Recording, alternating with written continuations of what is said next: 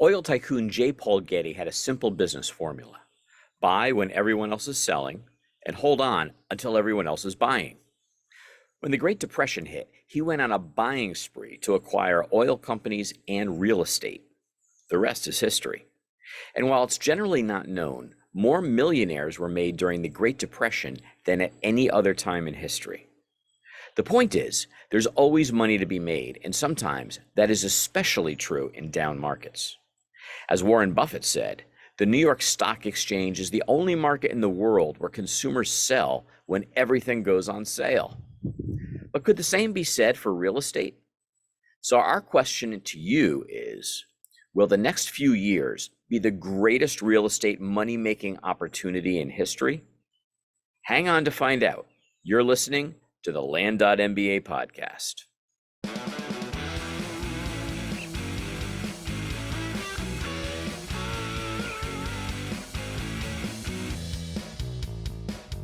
If there's one thing I've learned in my business career, it's that I don't have all the answers. Look, I'm an ambitious guy, and I like to make progress fast. The secret to achieving success fast is to harness the brain power of other people in the community. That's what the land.MBA Smart Bar is all about. As veteran investor Jesse Marchand said, "The Smart Bar gave me the motivation and knowledge I needed to push through the tough times and accelerate my path to success." Seven-figure investor Mitch Milan likes to say, "There's one meeting each week that I never miss. It's the land.MBA Smart Bar. It's like happy hour with my land investing buddies. I always learn something." So if you want to network with like-minded people, make new friends, learn heaps, get questions answered, answer questions for others, learn new strategies, get accountability, and overall get inspired while having a great time, check out the land.MBA Smart Bar. For a short time, podcast listeners can get 20% off the annual plan, which comes to an insane $86 per month. Compare this to other programs which charge $250 a month or more. This is hands down the best deal you're going to find and the best way to invest in your success. So don't wait. Please go to land.MBA/mastermind. That's land.MBA/mastermind and use promo code podcast22 to join today. Hello, all you gorgeous land entrepreneurs. This is Howard Zonder with my partner, David Van Steenkiss, and this is the land.MBA podcast. So happy you could join us today. Hey, before we get started, of course, the obligatory, please like, comment, and subscribe.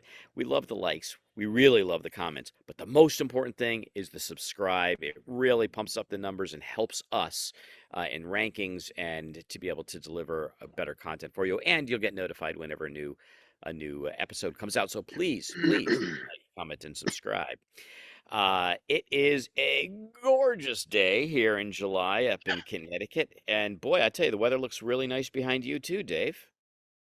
You know, it is. I am sitting in my back. I am sitting on my patio, but this is not my patio in the background. It is gorgeous here too. It's perfect in Colorado. So, Yeah, well, I can tell by that blue sky in your faux background. well, it looks like that for real, but the background is a little more city-ish where I'm sitting right now. So, Yeah, that's my daughter, by the way. If you can't, for those people watching on video, he's scratching himself. So, Dave, what are we like talking father, about like today? son. Nice t-shirt. Nice t-shirt, by the way. I see Bugs Bunny and the Tasmanian Devil. That's. You like that? It's cool. I think you have a t-shirt that truly represents the level of your intellect, and I'm loving it. That's right. That's just, well, I've had my coffee now, so I could actually change shirts. So, So what are we talking about today? we're talking about, I know, a little blood in the streets. Blood in the Streets. I read that there's a book called Blood in the Streets. It was by Lord. It was one of the guys from the House of Lords. Lord William Rees-Mogg, I think was his name. I read it back in the late '80s, and yeah, it was that's how long I've been studying this kind of crazy stuff. But so true. Where does that phrase come from? Well, it comes from Rothschild. When his famous quote, "When there's blood in the streets, buy." Exactly. And so the question before us is everybody's sort of seeing the writing on the wall. We're seeing, the recession coming. We're seeing war in Ukraine. We're seeing it's starting to get all that 1930s kind of feeling about it. And a lot of people are getting very worried. And the question though is this the greatest land market opportunity in our lifetimes? Um, I Maybe it is. I believe it's certainly we're entering into one of the greatest wealth building opportunities of our lifetime. There's definitely shifts, and you look all the great fortunes. Well, most of the great fortunes have been made in times of economic downturn or economic uncertainty. Some of the greatest businesses were started during economic downturns. And in real estate, I think we've seen this thing shift really quickly in the housing market. It's also impacting.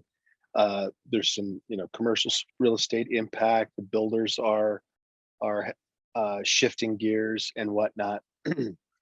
And so I think a question on a lot of people's mind is, how will this impact land, and how should it impact our strategy going forward?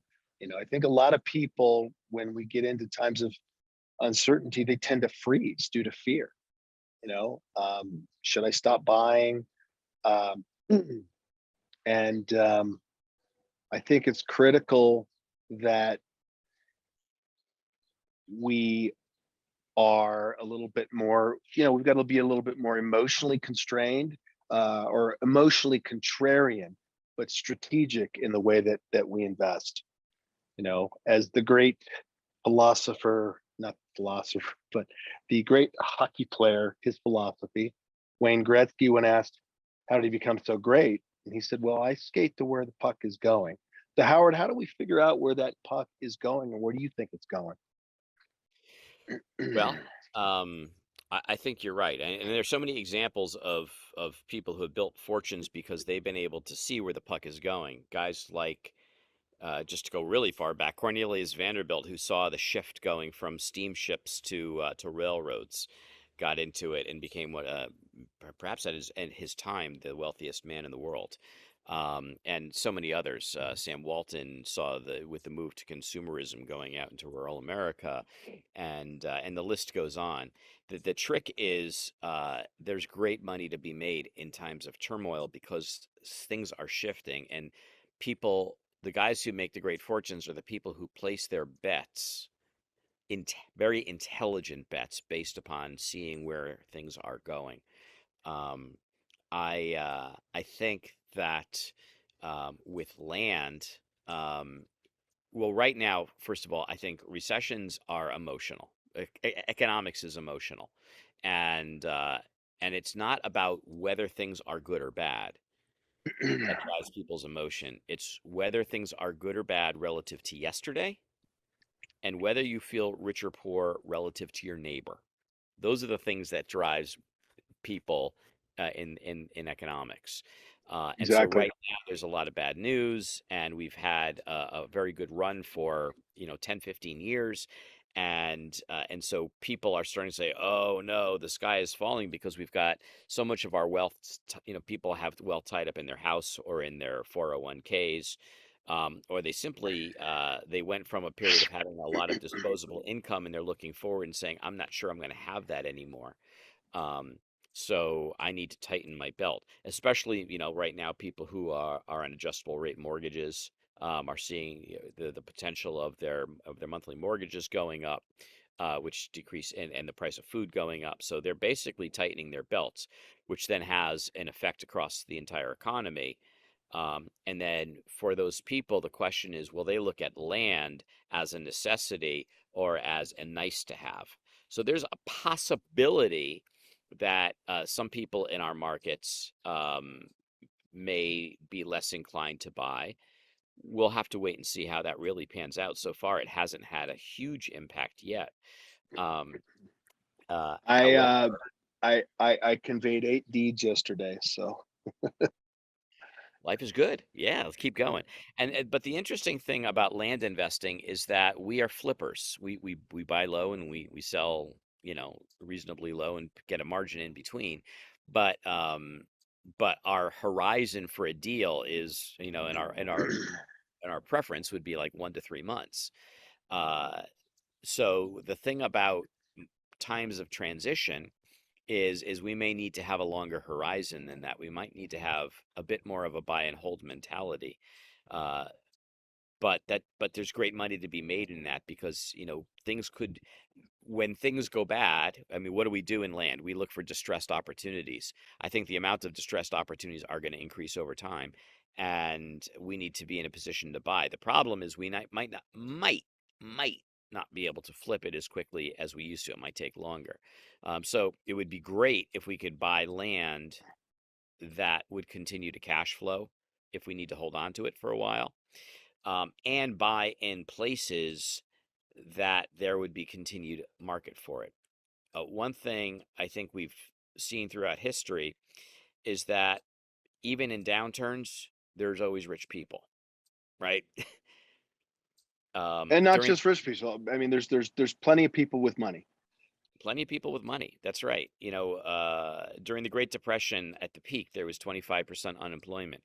Well, that meant there was 75% employment. And of those, some continued to be, wealthy and quite comfortable and still desiring of purchasing things. Yeah. So the market's always there, but we may need to shift our thinking a little bit away from the people who are going to be fearful and withhold spending money during a period of crisis, and try to focus on the people, the buying market, where they're still going to be looking for things to buy.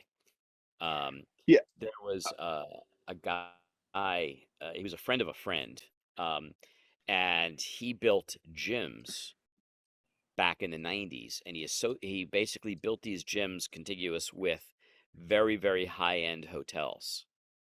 And he just charged day rates, but the day rates were obscene because he knew who was staying at those hotels. They wanted to work out, and money didn't matter to them, so they'll pay whatever it was, so long as it was a really nice gym worthy of the kind of experience that they were paying for. And Hmm. his view on that was, what I am building is completely recession proof because the rich will continue to have money, and so I think that we just need to be smart about where we look for our deals now. But the deals will continue to be there, and to the degree we can, buy low because increased distressed opportunities, we may need to hold it a bit. So we just need to make sure things cash flow. Well, yeah. I mean, I might rephrase that a little bit because you can't cash flow just a raw land flip, but unless we may have to have strategy. We may look at different strategies that make land flip cash flow. Is Right. it an area where we can lease it out? Can we uh, put on? Can we do glamping or Airbnb or storage or things like that? So um, I would rephrase that and say we should look for opportunities that we can make land cash flow, but for those opportunities where it is a hold or a flip, the key is always in real estate, you make your money on the purchase. So, we've seen in certain areas where prices, demand has been very, very high and still is. It hasn't really been affected yet and may not be. And real estate's also very micro. So I think it's very key that we're selecting our geography appropriately.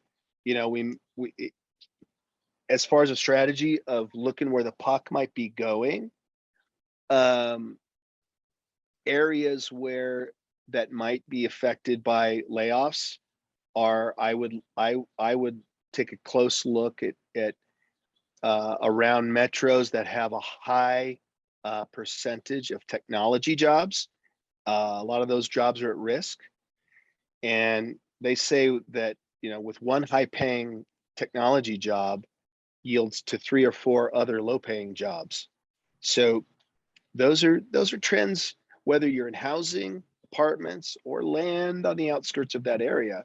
those are areas that I might pay attention to, and maybe you know, try to steer towards areas that have different types of employment and aren't may not be so susceptible to job loss. But if you're buying high quality assets at a good price, you're always going to be able to sell it. Um, the places that the types of land that could, and I say could, I don't have a crystal ball, be impacted negatively are, you know, desert squares, things that are where they're a dime a dozen. You know, the only thing that separates you from the next guy is you have better marketing, right? But the asset is, if there's a lot of it, a very, you know, saturated market with desert squares, those might experience difficulty. But uh, you know, building is not going to stop, even though it's slowed because of an economic downturn. People are going to adjust. Let's face it, interest rates, pretty much since the dawn of time for the last several decades, have been 5 to 7%, right where these new interest rates are. It's just that for the last, what, 12, 15 years, uh, you know, the government has been trying to prop up the economy and not allow it to adjust, and keeping these interest rates artificially low have manipulated industries, and particularly the real estate market. So we're accustomed to these really low rates, and now we're making an adjustment. But somebody that finds a really nice lot, uh, that's, you know, on the outskirts of town or whatnot, but it's a very desirable lot, you're going to be able to sell that lot to a builder. You're going to be able to sell that lot retail, in a good area done right, where it's very desirable. Or even if you're doing subdividing, you know, you're taking large lots in a good area that's grown out a little bit, and now society is a little bit closer to that large piece of land, and now you split it up into 5, 10 acre ranchettes. It's always going to be desirable. Now, but I'll come back to buy right. I don't think we should be chasing prices. We need to be disciplined about our offers, and then just keep making more offers so that and stay within your purchasing criteria. I just it's a you got to just be disciplined. Yeah, I think we're just at the beginning of this, and I don't think that the level of fear in the general society, the general economy is great yet. It's starting there. I think we're at the level of discomfort uh, and concern, but we haven't Hmm. gotten to fear yet. And economics is just driven by emotion, right? Again, it's not how well off am I, it's how well off am I relative to yesterday, and how well off am I relative to my neighbor. That's what drives people's belief in whether they're doing well or not. And so right now, you know, the Fed already did a 0.75 or a 75 basis point increase in interest rates. It looks like they're going to do another one. And so interest rates are definitely going up, and that's causing people fear because of the trend. But as you said, when you look at it over the last 40, 50 years, it's still pretty darn low. But people are funny. I mean, they'll react to the trend because usually the emotional reaction overshoots the reality for at least a little while. Um, Well, they'll and react to what they see on the mainstream media, you know, and their job is to facilitate hyperbole, to get, you know, sensationalism, to get people to watch. yeah, And it bleeds the unfortunately, lead. they propagate, uh, you know, too much fear when it's unwarranted. Yeah, right. Well, and I think what happens, you know, I'm personally a believer that most markets are manipulated, and Hmm.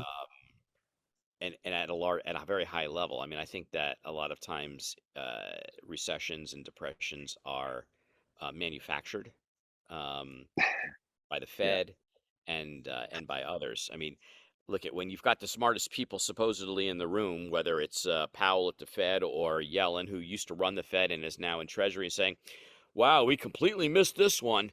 You know, I don't think so, because what happens Yeah. is as soon as this happens, the prices all crash, and what happens is the people at the top buy up all the hard assets, and they make yet another fortune.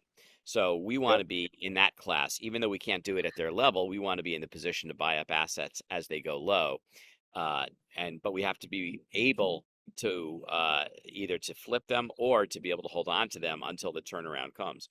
And we're never going to time the bottom. We're never going to figure out when the bottom is. And I, for the people in the video, they can kind of see it, but uh, there's a downward slope, and then there's the trough, and then there's the upward slope. It doesn't matter whether we hit it on the downward slope, on the upward slopes, just so long as we're kind of reasonably close to the trough, Yep. because eventually it's going to go back up, and that's when there's going to be a lot of money to be made.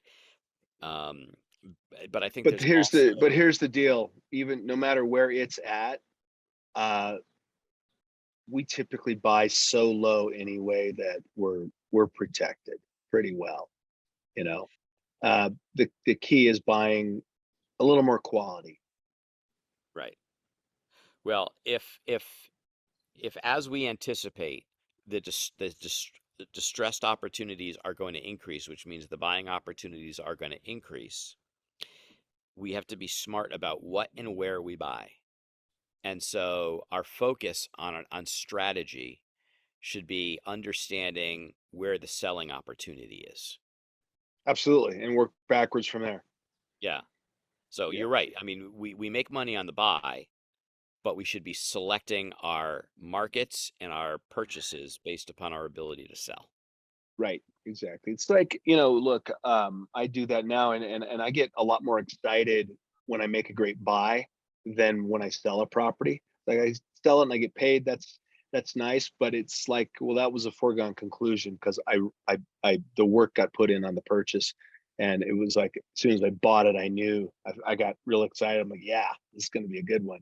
And then, when it sells, it just kind of it's just kind of an affirmation. Good job. But yeah, and it just come back. Look, guys, uh, I think, yeah, definitely don't freeze. Keep doing business. Be more strategic about it. But look, like I talked about what Rothschild said, and we talk about what Buffett said. Be fearful when others are greedy, and greedy when others are fearful. You know, we have probably right now one of the greatest opportunities coming in the next 2 to 5 years um, of our lifetimes to build wealth. And if we freeze and let fear keep us on the sidelines, we're going to get left out. The greatest fortunes are made in a time of turmoil. So, we need to plug away and plug away smartly. Um, I remember the last recession, guys, and I think unemployment got up to 8 or 9% during the Great Recession. Did it hit 10? I don't remember, but it doesn't matter. So let's say it was 8 or 9. It was still 92% of people employed. So think of the glass half full. I used to, I'd go to pro sports events. People are still filling the stadium during the worst of the downturn, and drinking $10 beers and eating $8 hot dogs. Today it's probably double that price, but you know, um, don't let the doom and gloomers kill your spirit. It's just time to get creative, plug away, and do it with wisdom. Good advice. And know your demographics. The Southwest has been the great opportunity for this industry because so many people have been moving there. Is that the trend that's going to continue, or will that trend change a little bit? Look at the demographics of the different generations, the Gen X's versus the Gen Y's versus the Gen Z's. Who's coming of age? Where are they going to be looking for to live? Where are they going to be looking for land? Is it going to continue to be in the Southwest, or is there going to be some tectonic shift where it's going to go some other part of the country? These are the kind of questions to ask. The people who do the best strategic front end work will be in the best position to profit and make a fortune as we enter this period of turmoil. And we're going to talk a little bit more specifically about that on the next podcast. You got it. I think we're pretty much almost out of time. You got any last words, Howard? I don't go out. Keep turning that crank, people. Do not let fear get you. Just go make it happen. We had our smart bar last night, and the amount of deals that people are doing, it's just continuing along. So keep chugging, and we'll see you next week on the land.MBA podcast. All right. Adios, folks. We hope you enjoyed this episode, had a bit of fun, and walked away with some actionable insights that you can apply to your business. Dave and I have got some great content and interviews planned, so don't forget to rate and review, and of course subscribe to this podcast on iTunes, Google Play, Stitcher, or wherever you get your podcasts. If we mention any interesting links or tools, you'll find them in the show notes. To learn more about land.MBA, visit our website at, wait for it, land.MBA. See you next time on the land.MBA podcast.